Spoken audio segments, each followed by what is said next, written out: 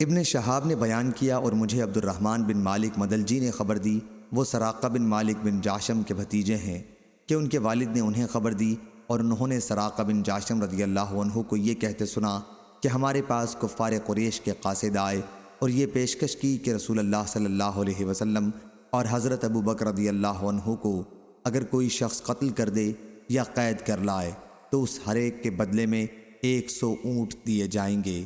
میں اپنی قوم بنی مدلج کی ایک مجلس میں بیٹھا ہوا تھا کہ ان کا ایک آدمی سامنے آیا اور ہمارے قریب کھڑا ہو گیا۔ ہم ابھی بیٹھے ہوئے تھے، اس نے کہا، سراقہ ساحل پر میں ابھی چند سائے دیکھ کر آ رہا ہوں، میرا خیال ہے کہ وہ محمد اور ان کے ساتھی ہی ہیں صلی اللہ علیہ وسلم۔ سراقہ رضی اللہ عنہ نے کہا، میں سمجھ گیا اس کا خیال صحیح ہے، لیکن میں نے اس سے کہا کہ وہ لوگ نہیں ہیں، میں نے فلاں فلاں آدمی کو دیکھا ہے، ہمارے سامنے سے اسی طرف گئے ہیں۔ اس کے بعد میں مجلس میں تھوڑی دیر اور بیٹھا رہا اور پھر اٹھتے ہی گھر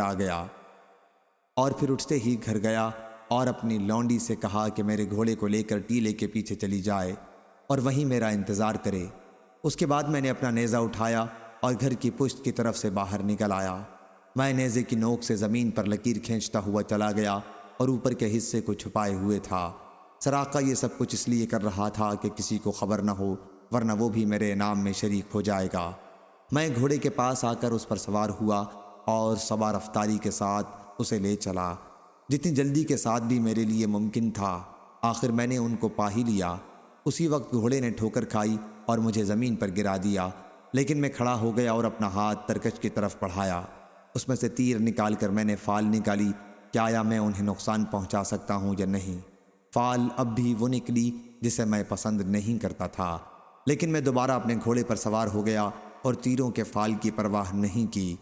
پھر میرا گھوڑا مجھے تیزی کے ساتھ دوڑائے لیے جا رہا تھا۔ آخر جب میں نے رسول اللہ صلی اللہ علیہ وسلم کی قرأت سنی، حضرت صلی اللہ علیہ وسلم میری طرف کوئی توجہ نہیں کر رہے تھے، لیکن حضرت ابو بکر رضی اللہ عنہ بار بار مڑ کر دیکھتے تھے، تو میرے گھوڑے کے آگے کے دونوں پاؤں زمین میں دھنس گئے۔ جب وہ ٹخنوں تک دھنس گیا تو میں اس کے اوپر گر پڑا اور اسے اٹھنے کے لیے ڈانٹا۔ میں نے اسے اٹھانے کی کوشش کی، لیکن وہ اپنے پاؤں زمین سے نہیں نکال سکا۔ بڑی مشکل سے جب اس نے پوری طرح کھڑے ہونے کی کوشش کی تو اس کے آگے کے پاؤں سے منتشر سا غبار اٹھ کر دھوئیں کی طرح سامان کی طرف چڑھنے لگا۔ میں نے تیروں سے فال نکالی، لیکن اس مرتبہ بھی وہی فال آئی جسے میں پسند نہیں کرتا تھا۔ اس وقت میں نے حضرت صلی اللہ علیہ وسلم کو امان کے لیے پکارا۔ میری آواز پر وہ لوگ کھڑے ہو گئے اور میں اپنے گھوڑے پر سوار ہو کر ان کے پاس آیا۔ ان تک برے ارادے کے ساتھ پہنچنے سے جس طرح مجھے روک دیا گیا تھا، اسی سے مجھے یقین ہو گیا تھا کہ رسول اللہ صلی اللہ علیہ وسلم کی دعوت غالب آ کر رہے گی۔ اس لیے میں نے حضور صلی اللہ علیہ وسلم سے کہا کہ آپ کی قوم نے آپ کے مارنے کے لیے 100 اونٹوں کے انعام کا اعلان کیا ہے۔ پھر میں نے آپ کو قریش کے ارادوں کی اطلاع دی۔ میں نے ان حضرات کی خدمت میں کچھ توشہ اور سامان پیش کیا، لیکن حضور صلی اللہ علیہ وسلم نے اسے قبول نہیں فرمایا۔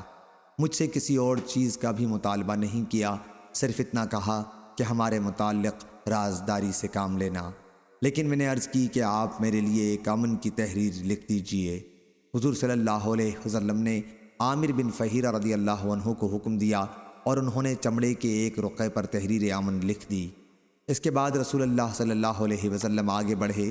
ابن شہاب نے بیان کیا اور انہیں عروہ بن زبیر نے خبر دی کہ رسول اللہ صلی اللہ علیہ وسلم کی ملاقات زبیر رضی اللہ عنہ سے ہوئی، جو مسلمانوں کے ایک تجارتی قافلے کے ساتھ شام سے واپس آ رہے تھے۔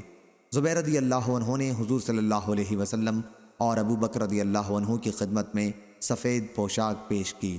ادھر مدینے میں بھی مسلمانوں کو حضور صلی اللہ علیہ وسلم کی مکے سے ہجرت کی اطلاع ہو چکی تھی، اور یہ لوگ روزانہ صبح کو مقام حرہ تک آتے اور انتظار کرتے رہتے، لیکن دوپہر کی گرمی کی وجہ سے دوپہر کو انہیں واپس جانا پڑتا تھا۔ ایک دن جب بہت طویل انتظار کے بعد سب لوگ واپس آ گئے اور اپنے گھر پہنچ گئے تو ایک یہودی اپنے ایک محل پر کچھ دیکھنے چڑھا۔ اس نے حضرت صلی اللہ علیہ وسلم اور آپ کے ساتھیوں کو دیکھا، سفید سفید چلے آ رہے ہیں یا تیزی سے جلدی جلدی آ رہے ہیں۔ جتنا آپ نزدیک ہو رہے تھے اتنی ہی دور سے پانی کی طرح ریتی کا چمکنا کم ہوتا جاتا تھا۔ یہودی بے اختیار چلا اٹھا، کیا یا عرب کے لوگوں، تمہارے یہ بزرگ سردار آ گئے جن کا تمہیں انتظار تھا۔ مسلمان ہتھیار لے کر دوڑ پڑے اور حضور صلی اللہ علیہ وسلم کا مقام حرہ پر استقبال کیا۔ آپ نے ان کے ساتھ داہنی طرف کا راستہ اختیار کیا اور بنی عمرو بن عوف کے محلے میں قیام کیا۔ یہ ربیع الاول کا مہینہ اور پیر کا دن تھا۔ ابو بکر رضی اللہ عنہ لوگوں سے ملنے کے لیے کھڑے ہو گئے اور رسول اللہ صلی اللہ علیہ وسلم خاموش بیٹھے رہے۔ انصار کے جن لوگوں نے رسول اللہ صلی اللہ علیہ وسلم کو اس سے پہلے نہیں دیکھا تھا، وہ ابو بکر رضی اللہ عنہ ہی کو سلام کر رہے تھے۔ لیکن جب حضور اکرم صلی اللہ علیہ وسلم پر دھوپ پڑنے لگی تو حضرت ابو بکر رضی اللہ عنہ نے اپنی چادر سے حضرت صلی اللہ علیہ وسلم پر سایہ کیا۔ اس وقت سب لوگوں نے رسول اللہ صلی اللہ علیہ وسلم کو پہچان لیا۔ حضور اکرم صلی اللہ علیہ وسلم نے بنی عمرو بن عوف میں تقریباً 10 راتوں تک قیام کیا، اور وہ مسجد قباء جس کی بنیاد تقوی پر قائم ہے وہ اسی دوران میں تعمیر ہوئی، اور آپ نے اس میں نماز پڑھی۔ پھر جمعہ کے دن حضرت صلی اللہ علیہ وسلم اپنی اونٹنی پر سوار ہوئے اور صحابہ بھی آپ کے ساتھ پیدل روانہ ہوئے۔ آخر آپ کی سواری مدینہ منورہ میں اس مقام پر آ کر بیٹھ گئی جہاں اب مسجد نبوی ہے۔ اس مقام پر چند مسلمان ان دنوں نماز ادا کیا کرتے تھے۔ یہ جگہ سہیل اور سہل دو یتیم بچوں کی تھی، اور کھجور کا یہاں کھلیان لگتا تھا۔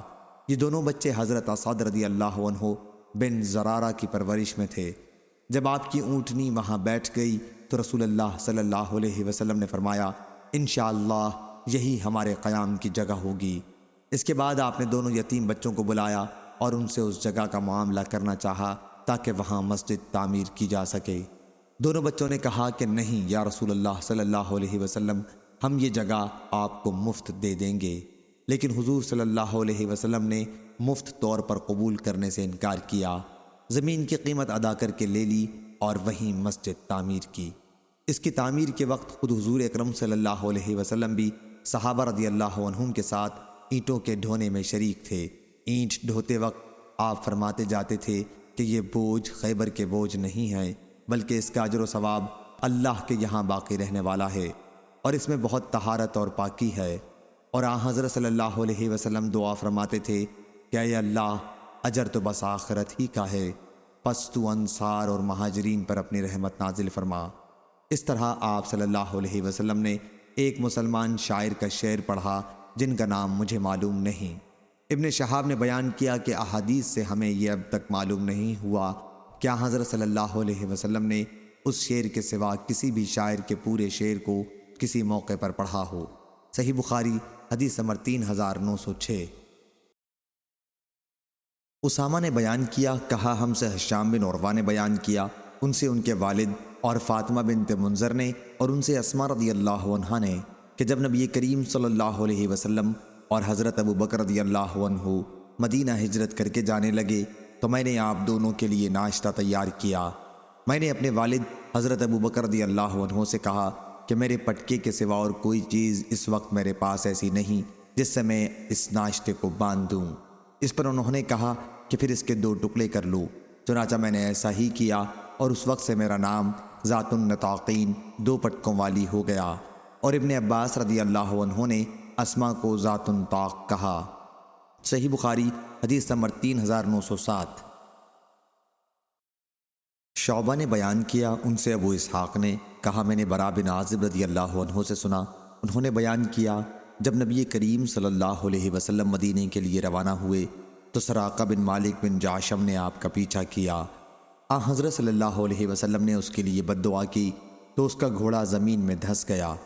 اس نے عرض کی کہ میرے لیے اللہ سے دعا کیجئے کہ اس مصیبت سے نجات دے، میں آپ کا کوئی نقصان نہیں کروں گا۔ آپ نے اس کے لیے دعا کی، اس کا گھوڑا زمین سے نکل آیا۔ رسول اللہ صلی اللہ علیہ وسلم کو ایک مرتبہ راستے میں پیاس معلوم ہوئی، اتنے میں ایک چرواہا گزرا۔ ابو بکر رضی اللہ عنہ نے بیان کیا کہ پھر میں نے ایک پیالہ لیا اور اس میں ریوڑ کی ایک بکری کا تھوڑا سا دودھ دوہا۔ وہ دودھ میں نے آپ کی خدمت میں لا کر پیش کیا، جسے آپ نے نوش فرمایا کہ مجھے خوشی حاصل ہوئی۔ صحیح بخاری حدیث نمبر 3908۔ ابو اسامہ نے بیان کیا، ان سے ہشام بن عروہ نے، ان سے ان کے والد نے، اور ان سے حضرت اسماء رضی اللہ عنہا نے کہ عبداللہ بن زبیر رضی اللہ عنہ ان کے پیٹ میں تھے۔ انہی دنوں جب حمل کی مدت بھی پوری ہو چکی تھی، میں مدینہ کے لیے روانہ ہوئی۔ یہاں پہنچ کر میں نے قبا میں پڑاؤ کیا اور یہیں عبداللہ رضی اللہ عنہ پیدا ہوئے۔ پھر میں انہیں لے کر رسول کریم صلی اللہ علیہ وسلم کی خدمت میں حاضر ہوئی اور آپ کی گود میں اسے رکھ دیا۔ حضرت صلی اللہ علیہ وسلم نے ایک کھجور طلب فرمائی اور اسے چبا کر آپ نے عبداللہ رضی اللہ عنہ کے منہ میں اسے رکھ دیا۔ چنانچہ سب سے پہلی چیز جو عبداللہ رضی اللہ عنہ کے پیٹ میں داخل ہوئی وہ حضور اکرم صلی اللہ علیہ وسلم کا مبارک لعاب تھا۔ اس کے بعد آپ نے ان کے لیے دعا فرمائی اور اللہ سے ان کے لیے برکت طلب کی۔ عبداللہ رضی اللہ عنہ سب سے پہلے بچے ہیں جن کی پیدائش ہجرت کے بعد ہوئی۔ زکریا کے ساتھ اس روایت کے مطابق خالد بن مخلد نے کی ہے، ان سے علی بن مسہر نے بیان کیا، ان سے حشام نے، ان سے ان کے والد نے اور ان سے حضرت اسماء رضی اللہ عنہا نے کہ جب نبی کریم صلی اللہ علیہ وسلم کی خدمت میں حاضر ہونے کو نکلیں تو وہ حاملہ تھیں۔ صحیح بخاری حدیث نمبر 3909۔